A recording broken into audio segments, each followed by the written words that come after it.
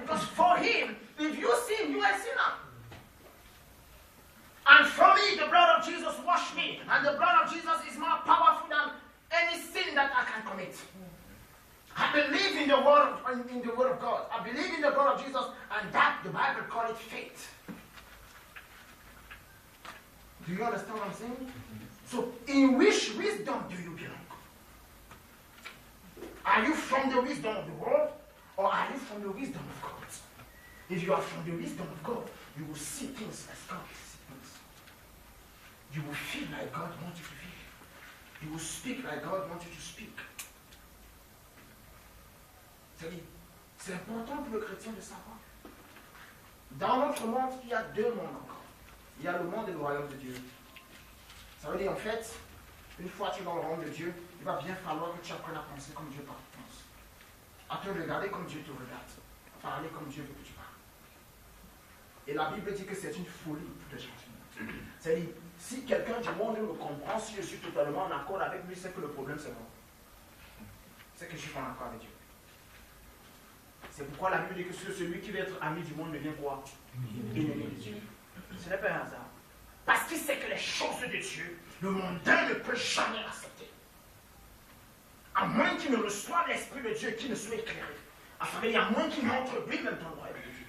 Chaque chose qui sortirait de ma bouche serait toujours ce gars-là. Vraiment, ce gars a besoin d'aide. Mais en fait, qui a besoin d'aide? C'est lui. Je crois en la puissance de Dieu, il pense que j'ai besoin d'aide. Je crois en la parole de Dieu, il pense que j'ai besoin d'aide. Je crois en la sagesse de Dieu, qui est plus puissante que la sagesse du monde, il pense que j'ai besoin d'aide. Continuons.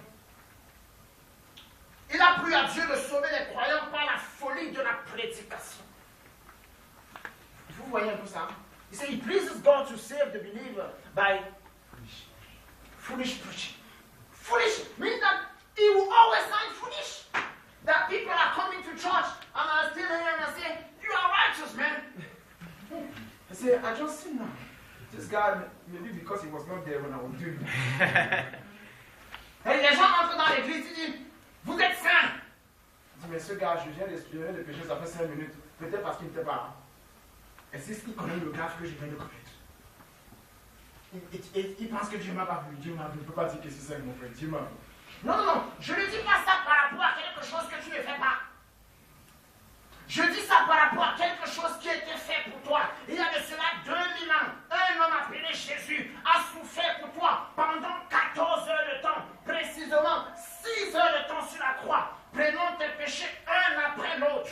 Il n'a rien laissé. Il a tout pris avant que tu ne viennes les connaître. Alors son sang t'a lavé et tu es plus blanc comme la neige. Et je te dis, tu es saint. Amen. Est-ce que tu comprends ce que je suis en train de dire? Voilà ce sur quoi je me fonde pour te dire que tu es saint. Certains ne comprennent pas ça. C'est une folie pour le monde. Parce que le monde ne peut que voir ce que ses yeux voient. Mais toi, l'Esprit de Dieu t'amène à voir comme Dieu voit. Let me continue.